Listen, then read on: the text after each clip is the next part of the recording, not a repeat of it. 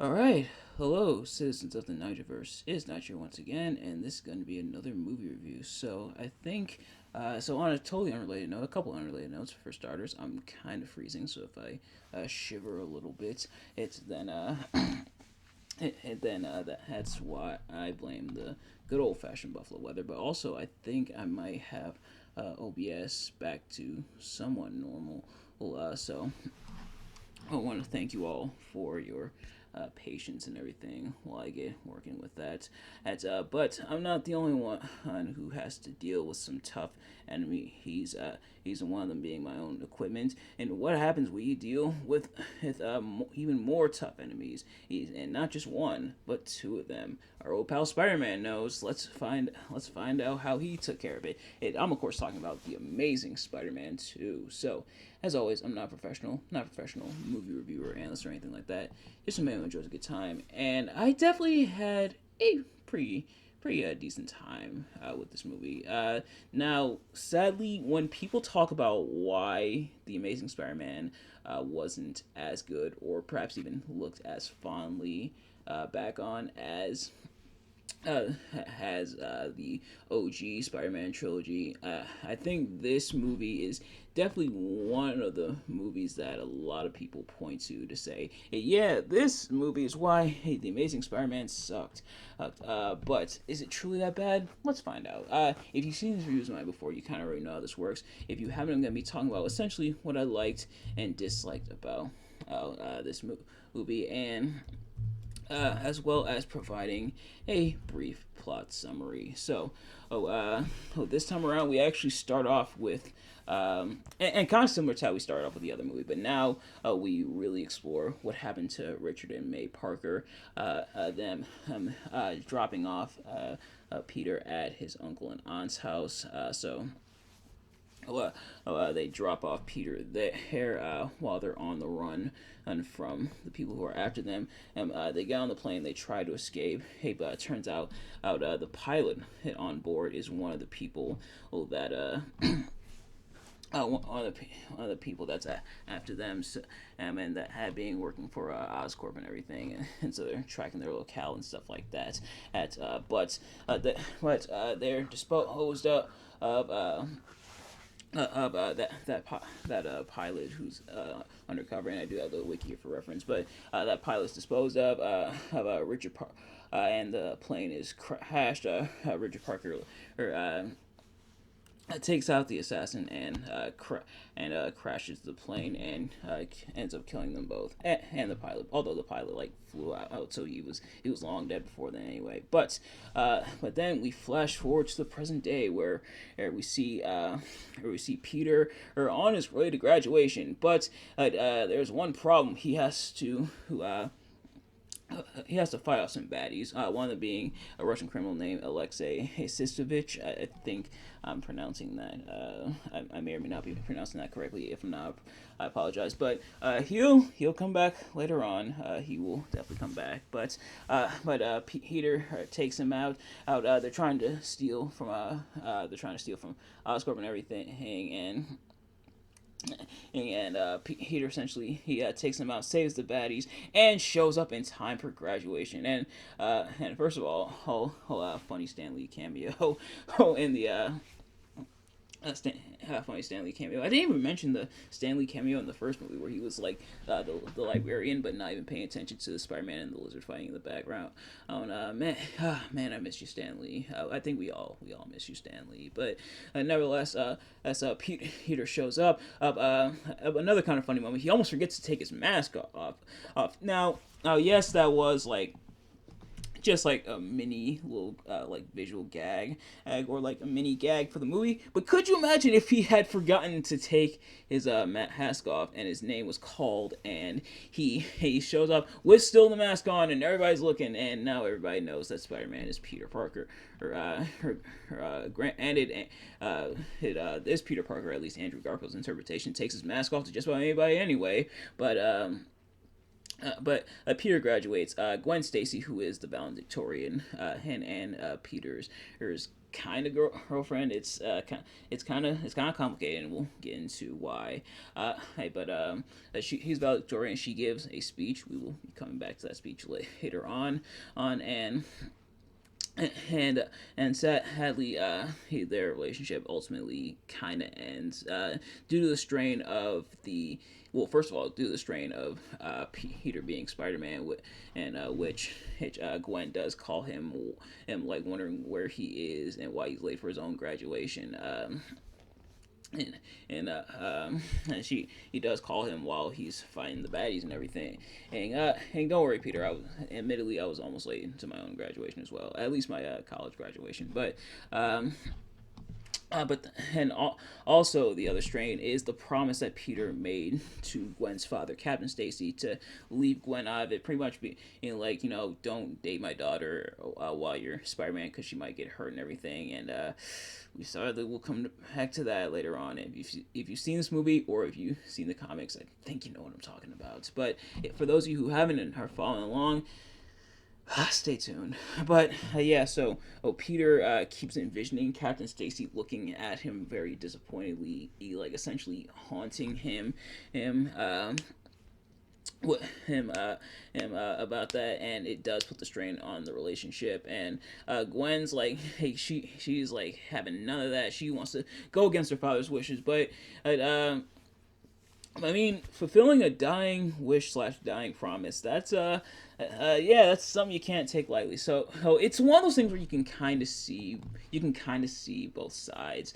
It's like Gwen, she wants to be there for Peter. She wants to be involved. She doesn't care of her superhero or not. She loves him, but Peter, he has the promise to make, and he knows the dangers, like being a superhero and everything. And that's even without his identity. Like, hey, why don't you ask Tony Stark when his house got bombed in Iron Man 3? What's like when they do know your identity. But that puts the strain on the relationship, and ultimately it ends kind of, and we'll get to the kind of why. But in the meanwhile, Harry Osborn is coming back into the picture. He comes home from studying abroad. He visits his father, Norman Osborn, who's the CEO of Oscorp, and he is dying, and Harry speaks with him on his deathbed, and the disease that Norman Osborn has, turns out it's genetic, meaning Harry's dying too, and Norman dies, and Harry becomes CEO of Oscorp. Then meanwhile, there's a lot of plot threads in this movie, and that will kind of come back into the fold. But meanwhile, there's an electrical engineer named Max Dillon, and he's shy, very reserved, and very much bullied by people. Like, people don't notice him. He's very invisible. As well, don't hurry, Max. There's a guy in the DC universe, who's going through the same thing, except he's gonna go to a bit more of an extreme, if you know what I mean. And don't worry, don't worry. It's not so bad for him. He's only gonna fight Dark Knight who wears tights over his pants. But nevertheless, so Max, very shy and everything. He's saved by Spider-Man and develops a bit of an obsession with him, which we'll get to, but he has to stay behind on his birthday because there's a faulty tank full of electric eels, which on one hand, it does suck having to stay behind on your birthday, but on the other hand, and sadly, that's kind of just the corporate world. Like, they don't care if it's your birthday or not. But making him stay after everybody else is leaving is pretty messed up. But nevertheless, so Max is attempting to fix it. It's a tank of genetically engineered electric eels. So Oscorp essentially in this universe is just genetically altering anything with legs, essentially, whether it be rats, lizards, spiders, and now eels. But sure enough, Max accidentally falls into the tank of electric eels, and and he gets very very badly shot, and essentially he gains the power of electricity and essentially becomes Electro. Meanwhile, Gwen and is about to get accepted into Oxford. She might move to England, and Peter's even more upset by that. He's trying to he's trying to keep it together and hold it in and everything. Here we see a lot on his plate. Keeping up with his relationship with Gwen, how that's going, and as well as the whole as well as being Spider-Man and everything. But then he runs back in. But then Spider-Man does run back into Max, who's now Electro. Oh, and Oh, and Electro makes his way to, and I might switch between Max and Electro. Electro makes his way to Times Square, pretty much absorbs all the electricity, and that's when he realizes power. Spider-Man tries to stop him. He tries to calmly reason with him, but the police are all surrounding him, including one taking a shot. And Spider-Man essentially, at first, Electro sees himself. People finally notice him because he's on the billboard and stuff. Because as you know, he's stealing power from Times Square. But then the attention shifts to Spider-Man, and Max is upset by that. Feels that Spider-Man is taking that spotlight away from him, and that Spider-Man is being selfish and stuff like that. So definitely a misunderstanding, but then and eventually he's subdued by Spider-Man with help from the fire department, and he's taken to the Ravencroft Institute. And meanwhile to that, Harry and Peter, who it's established in this universe just like in the comics and just like the other universe and everything, are childhood friends, and they reconnect and Harry reveals to Peter that he's dying and feels that Spider-Man's blood might be able to save him because he realizes Spider-Man has got his powers and everything from being the radioactive spider by the spiders that were experimented on by Oscorp. So aside from Dr. Connors, who finds out, Harry's probably the only other character who comes close to pinpointing Spider-Man's identity. Harry will learn it at towards the end of the movie, but Harry asked Peter to get his blood, and the reason he asked Peter is because he knows that Peter takes pictures of Spider-Man, and so he feels that Spider-Man and Peter are close. Which, believe it or not, it is way more of a well, I would say misinterpretation, although it's a misinterpretation, but it's not at the same time because Peter is Spider-Man, of course. But people assuming that Spider-Man and Peter must be close because Spider-Man takes all his pictures. Either close or Peter's a either close or Peter's a stalker. Although to be fair, it is for the Daily Bugle and everything, and we see the Daily Bugle, but we don't see J. Jonah Jameson. For shame, Amazing Spider-Man. For shame, but Peter, not sure that's a good idea. Doesn't know what the blood can do, so he tries to weasel his way out of it. He tries to weasel his way out of it. Eventually shows back up as Spider-Man, telling Harry, "Nope, I'm not giving you my blood." And Harry, very upset about calling Spider-Man a fraud, saying Spider-Man's supposed to help people and he won't give him a sample of his blood, even though Peter doesn't know what the blood essentially will do to Harry. So meanwhile.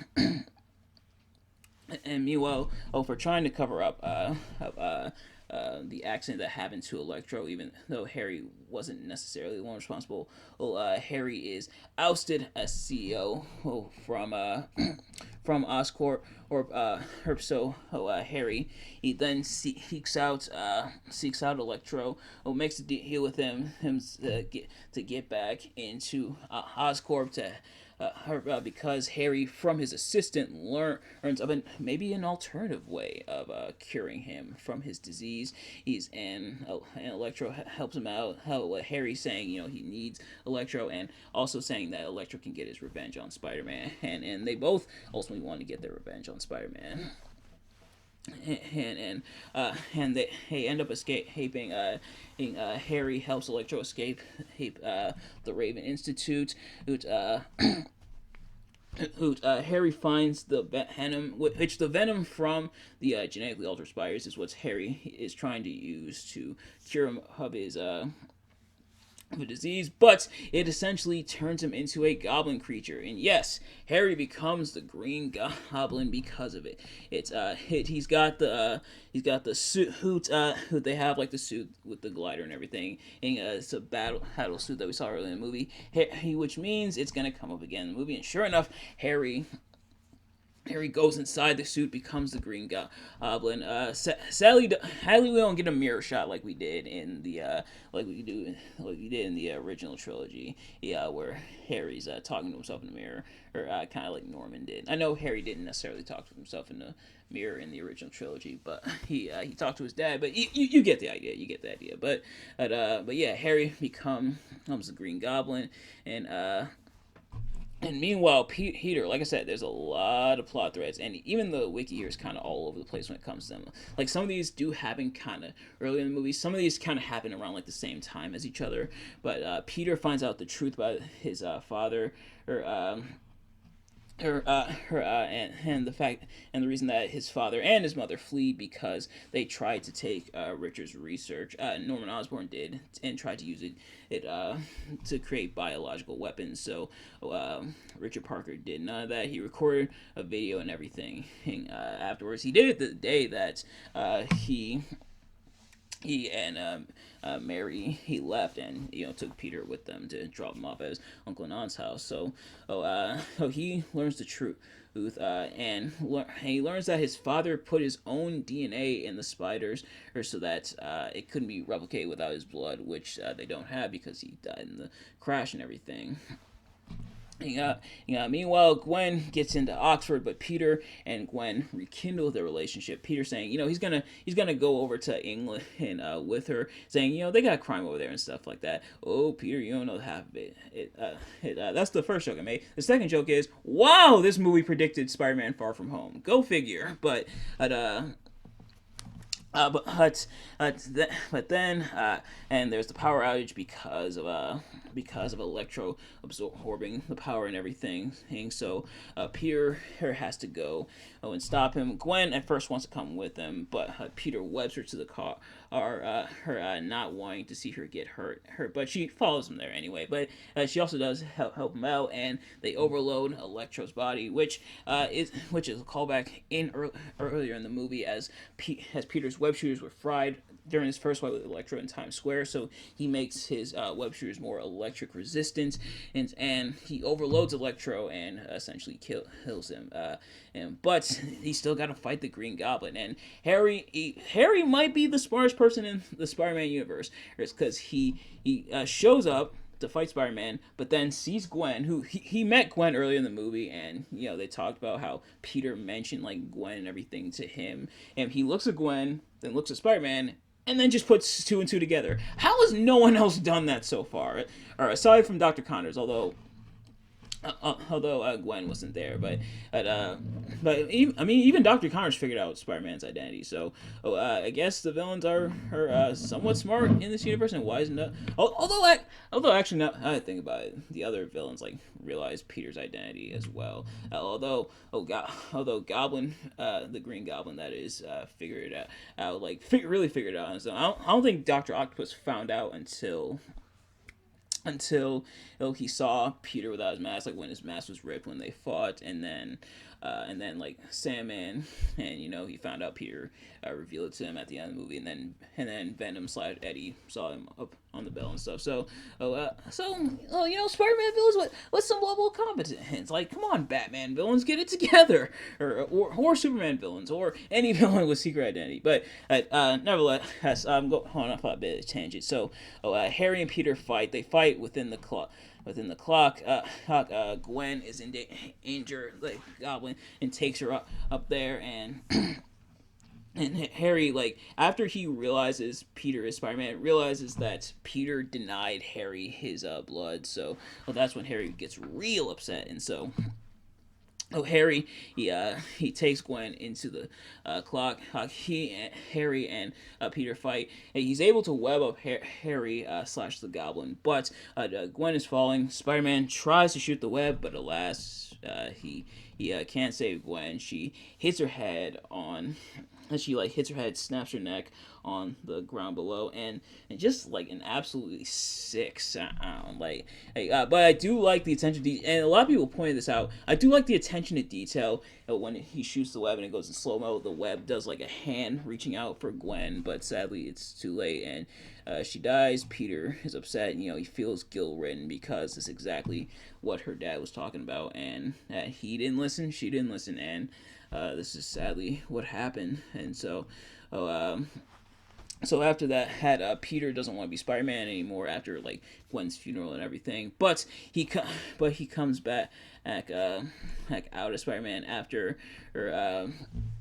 Sistovich, the villain from earlier, becomes the Rhino. Yep, this is the movie with the Rhino and that mech suit. But also, even before that, had Gustav Fears, which they show him as here or in the wiki, aka the Gentleman. But I don't think they ever really referred him by name within the movie. He's talking with Harry and essentially forming a team.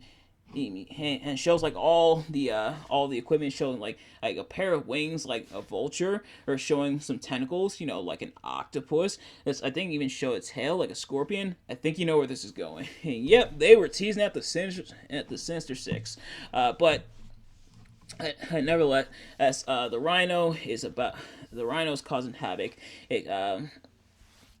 And Spider-Man swoops back in. Peter watches Gwen's graduation speech, which he missed the first time around due to also dealing with the Rhino, which is kind of ironic. He hose back up, declares Spider-Man ends back. At first, a kid tries to stand up to the Rhino in a Spider-Man costume, but then the real Spider-Man shows up and is about to fight the Rhino, and that's how the movie ends. And I know a lot of people from that declare the Rhino to be the worst villain in the Amazing Spider-Man series and maybe the Spider-Man movies in general, which is kind of true, but it's also through the process of elimination because he essentially didn't get a whole lot. But nevertheless, that is the movie. So starting with what I liked, a lot of the stuff that they carry over from the first, a lot of the stuff that I think the first movie did pretty good at, they carry over. Or I think Andrew Garfield's Spider-Man does way better. Not way better, still does really well. He's about on par with how he did in the first movie, but really exploring Spider-Man's character, even exploring even more facets of Spider-Man's character, and really trying as hard as we see him get emotional, especially after like Gwen's death, and we see him like having that inner turmoil, not just with his father, which his Aunt May explains that his father was seen as like a traitor, trying to like run out, trying to betray Oscorp and everything. But so we see Peter's confliction there, but then he obviously learns the truth and everything. We see his confliction with Gwen. He wants to love her and be in love with her and stuff. He's definitely in love with her, but he also doesn't want her to get hurt. And then just to have that happen to him, like at the end of the movie, you definitely feel for him. As for the villains this time around, how you definitely can sympathize with their motives. More so with like Max Dillon / Electro. Like Harry, he is dying and everything, and you do sympathize with him, but especially Max, because sadly I know what it's like to get bullied, and I'm sure plenty of people know what it's like to be invisible, to feel like people don't really care about you and stuff. And so you definitely feel Max there, or like when he's finally getting noticed, like it all comes down and pretty much kicking out, which is why I made the Joker joke / comparison earlier, because it definitely does feel reminiscent of that. Granted, Electro doesn't shoot anybody on their talk show in this one, but he does essentially take his anger out. So you definitely can sympathize with both the villains, but especially with Electro here. And the Rhino, it was what it was, as having the mech suit and everything, and at least like if anything, it was improved upon in Spider-Man PS4, because that Rhino with its mech suit, but also having a lot like the Rhino's size and bulk, I think was a lot cooler. But yeah, so I think everybody did their part really well. Some good action still, some good effects. The Spider-Man costume this time around. Now I know the Spider-Man costume kind of has mixed reception. A lot of people like it, a lot of people don't like it. Me, I don't mind it. I prefer. Ironically, this one is closer to the comics, but I prefer the one from the first movie more. This Spider-Man costume wasn't really feeling as much, but it's still okay for the most part. But yeah, so oh yeah, but yeah, so Spider-Man and new cast of baddies, and thankfully, unlike like Spider-Man 3 from the original trilogy, I think this one did the whole multiple villains angle a little bit better. Like, hey, having like each villain doesn't feel like they run into each other or where they overlap each other or overtake each other and everything. Like it definitely feels more like they definitely both get some time to shine, which I think is good. Which is ironic because one of the other villains there was Harry Osborn slash the Green Goblin, and having Harry Osborn as the Goblin, having how he transforms into the Goblin, I think, and kind of an interesting idea. Like having it be a disease and he injects himself with DNA and it really warps him from there. So it comes more from a lab accident as opposed to a lab accident, but also like being inside his head and everything. In terms of what I didn't quite like as much, I feel like some stuff that there was plenty of stuff I wish got fleshed out more. I wish they fleshed out the friendship between Peter and Harry. I like it's more they tell us they're like best friends from childhood, but they don't really show us, and it doesn't really come across that way. They almost kind of feel like two strangers, unfortunately.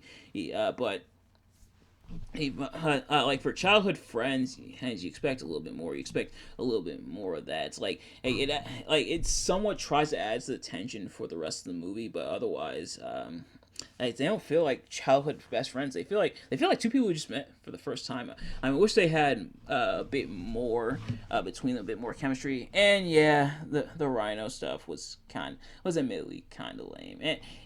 But otherwise, yeah, that is going to do it. And some of the other, I'm not gonna lie, some of the other character designs I didn't really care for as well. Electro, I think, was okay, but it did look kind of weird. Or like trying to go from the realistic route didn't give him like the goofy costume like he has in the comics, and having him be like living electricity. I think it was kind of cool, but it's also kind of cheesy. Same with the Goblin, like trying to turn him into more like a grotesque Goblin creature again. I can see the vision, I can see what they were going for, but I don't think it really came across the way they were hoping. And, maybe that's just me, but yeah. But otherwise, that is going to do it for this movie. So thank you all so much for watching. I hope you enjoyed. If you did, please do me a favor: like, comment, subscribe, share with your friends, and turn on post notifications. So every time I upload videos, you can see as soon as it drops. And let me know in the comments below your thoughts on the movie and my review. Did you like the movie? Did you like my review of the movie? Let me know. Retrospective coming. This duology retrospective is coming either later on this week or next week. I'm not entirely sure yet. But nevertheless, thank you all so much for watching. I'll see you guys later. Peace.